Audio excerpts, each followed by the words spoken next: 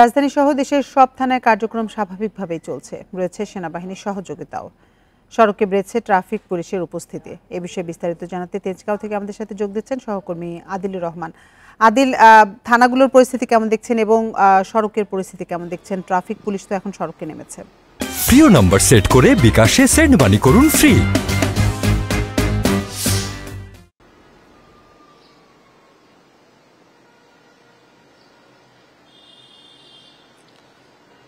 দেখুন, প্রথমে যদি আসলে থানার চিত্রটি আপনাকে বলি যে আমি এই মুহূর্তে আছি তেজগাঁও যে শিল্পাঞ্চল যে থানা, সেই শিল্পাঞ্চল থানাতে।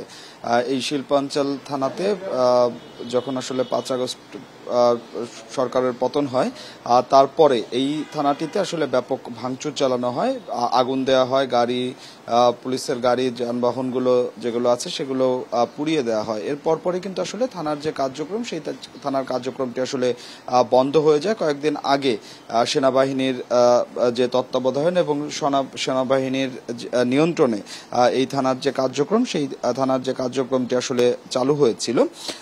এরপর থেকে সেনাবাহিনীর সদস্যদের আমরা গত কয়েকদিন আগে আসলে যে পরিমাণ উপস্থিতি দেখেছিলাম বা মোতায়েন দেখেছিলাম, তার থেকে কিন্তু আসলে সেনা সদস্যদের সংখ্যা আসলে কমিয়ে নিয়ে আসা হয়েছে। তবে এখনো যে মূল যে থানার যে গেটটি রয়েছে, সেই গেটে সেনাবাহিনীর যে সদস্যরা আছেন তারা কিন্তু আসলে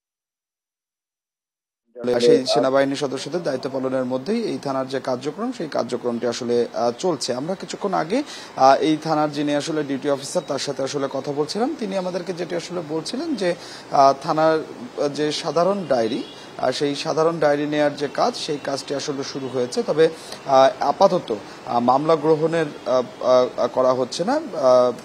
ইন্টারনেট সংযোগ না থাকার কারণে মামলার যে গ্রহণ, সেই মামলা গ্রহণটি আসলে করতে পারছেন না। এবং একই সাথে আপনি জানেন যে এই থানার যারা পুলিশ সদস্যরা আছে, তারা এই তেজগাঁয়ের বিভিন্ন যে গুরুত্বপূর্ণ যে পয়েন্টগুলো আছে, সেই গুরুত্বপূর্ণ পয়েন্টগুলোতে মূলত তারা টহল দিয়ে থাকেন, রাতে টহল দিয়ে থাকেন, দিনে টহল দিয়ে থাকেন। আমরা জানতে চেয়েছিলাম যে সেই টহল কার্যক্রমটি আসলে অব্যাহত আছে কিনা বা টহল কার্যক্রমটি শুরু হয়েছে কিনা।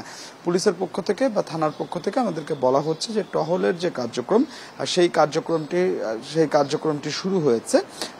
তবে এখন পর্যন্ত আসলে থানা সচল হয়েছে, তবে থানার যে কাজগুলো, সেই কাজগুলো পুরোদমে শুরু হয়নি। এবং আপনি আরেকটি বিষয় আমার কাছে জানতে চেয়েছিলেন যে ট্রাফিক পুলিশের কাজ শুরু করেছে কিনা। এই তেজগাঁয়ের যে গুরুত্বপূর্ণ সিগন্যালগুলো রয়েছে, সেই সিগন্যালগুলোতে আমরা ট্রাফিক পুলিশকে দায়িত্ব পালন করতে দেখছি এবং যানবাহন নিয়ন্ত্রণে তারা কাজ করে যাচ্ছে।